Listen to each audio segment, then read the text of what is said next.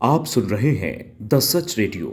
यहाँ खबरें रेडियो के अंदाज में आपको सुनाई जाएंगी। तो सबसे पहले प्रमुख खबरें। शाहरुख खान के बेटे आर्यन खान को ड्रग्स मामले में बॉम्बे हाई कोर्ट से मिली जमानत। कल या परसों जेल से बाहर आ सकते हैं आर्यन। कोर्ट से आर्यन समेत 3 लोगों को दी बेल। बिहार उपचुनाव में तारापुर सीट पर पार्टियां भिड़ा रही हैं जातिगत समीकरण। आरजेडी की जाति वाली चाल से टेंशन में जेडीयू और एनडीए। लालू ने और मुश्किल कर दिया चुनाव। एलएसी पर तनाव के बीच अग्नि 5 मिसाइल का हुआ सफल परीक्षण। 5000 किलोमीटर तक मार करने में सक्षम है मिसाइल। बीजिंग पाकिस्तान और पूरा एशिया रेंज में परमाणु बम ले जाने में सक्षम है मिसाइल।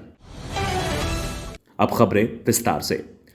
बॉम्बे हाई कोर्ट ने शाहरुख खान के बेटे आर्यन खान को जमानत दे दी है, लेकिन कल या शनिवार को ही आर्यन जेल से बाहर आ सकेंगे। 3 घंटे की लंबी सुनवाई के बाद कोर्ट ने आर्यन समेत 3 आरोपियों को बेल दे दी है।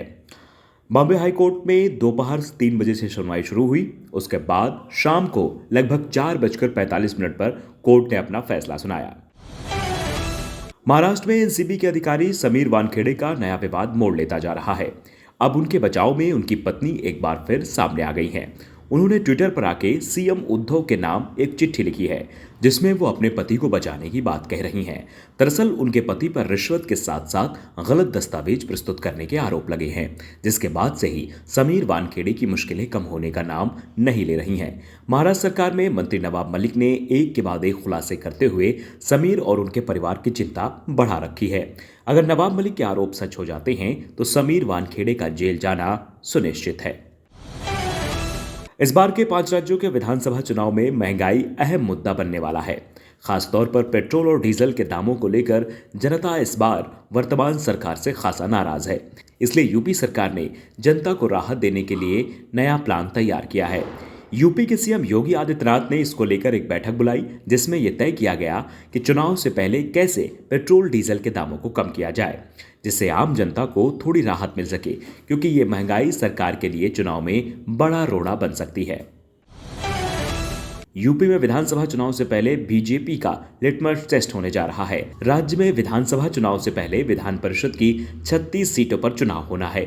सभी पार्टियों ने इसके लिए पूरी ताकत झोंकनी शुरू कर दी है, क्योंकि ये चुनाव विधानसभा चुनाव का सेमीफाइनल कहा जा रहा है। इसमें जिस पार्टी का जैसा प्रदर्शन रहेगा, वो पार्टी आगामी चुनाव में भी बेहतर प्रदर्शन कर सकती है।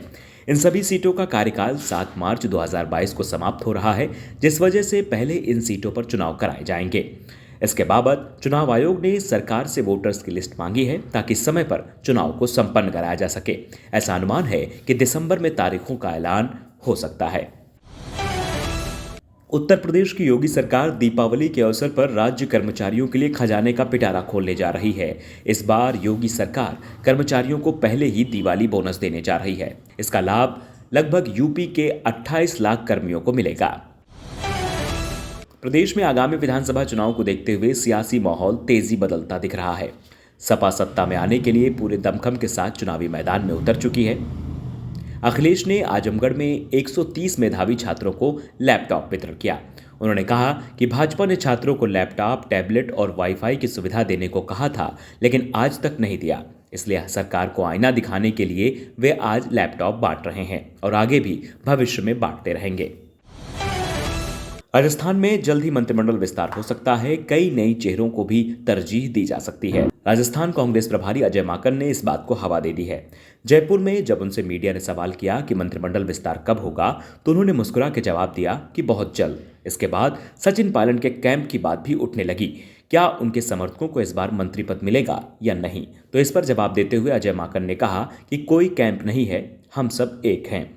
अजय माकन भले ही इस बात को हल्के में ले रहे हों, लेकिन ये सच है कि जब भी राज्य में मंत्रिमंडल विस्तार की चर्चा होती है तो इन बातों की भी हवा चलने लगती है। लेकिन अब संशय इस बात का भी है कि इस बार मंत्रिमंडल विस्तार होगा कि नहीं, क्योंकि इसके पहले भी कई बार अजय माकन डेडलाइन दे चुके हैं। हरियाणा में हो रहे उपचुनाव में सबसे अहम सीट है ऐलनाबाद।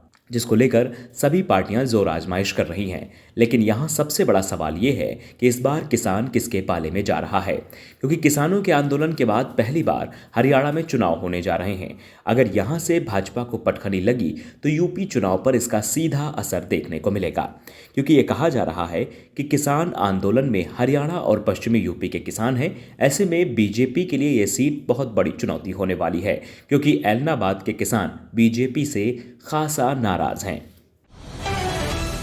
बिहार में 2 विधानसभा सीटों पर हो रहे उपचुनाव के लिए चुनाव प्रचार का शोर थम चुका है। कुशेश्वर स्थान और तारापुर सीट पर जीत के लिए पार्टियों ने अपने अपने दांव खेल लिए हैं। अब यहां के मतदाता 30 अक्टूबर को सारे प्रत्याशियों के भाग्य का फैसला करेंगे और फिर 2 नवंबर को उनकी किस्मत का फैसला होगा। इन दोनों सीटों को जीतने के लिए पार्टियां जातिगत फैक्टर भी निकाल रही हैं।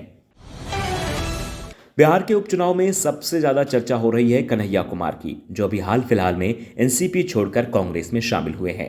कांग्रेस को यह लगता है कि कन्हैया कुमार के आने से काफी मजबूती मिली है, लेकिन अन्य विपक्षी पार्टियां इस बात को सिरे से खारिज कर रही हैं। आरजेडी ने भी साफ कह दिया कि कोई फर्क नहीं पड़ता। वहीं जेडीयू के प्रवक्ता नीरज कुमार कहते हैं कि कन्हैया कुमार के कांग्रेस में आने का असर एनडीए पर नहीं पड़ा है, इसका असर तो महागठबंधन पर पड़ गया। उनकी एंट्री के बाद महागठबंधन में तल्खी बढ़ गई है। मेजर ध्यानचंद खेल रत्न अवार्ड के लिए इस वर्ष 11 खिलाड़ियों का चयन किया गया है। इनमें टोक्यो ओलंपिक 2020 में गोल्ड मेडल जीतने वाले नीरज चोपड़ा के अलावा बॉक्सर लवीना, क्रिकेटर मिताली राज, पैरालंपिक में मेडल जीतने वाली अवनी लेखरा शामिल हैं। और आखिर में मौसम समाचार। मौसम विभाग ने कहा है कि दक्षिण पश्चिम बंगाल की खाड़ी से सटे दक्षिण पूर्व में एक चक्रवाती प्रसार बना हुआ है। यह समुद्र तल से 3.1 किलोमीटर तक फैला हुआ है तथा इसके पश्चिम की ओर बढ़ने की संभावना है। मौसम विभाग के मुताबिक उपरोक्त मौसम संबंधी गतिविधियों के चलते 27 से 31 अक्टूबर के दौरान तमिलनाडु, पुडुचेरी और कराईकल, केरल और माहे के अलग अलग हिस्सों में भारी बारिश होने के आसार हैं।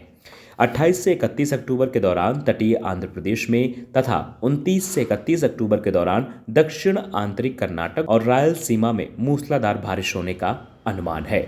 द सच के रेडियो बुलेटिन में आज के लिए इतना ही। देखते रहिए द सच। नमस्कार।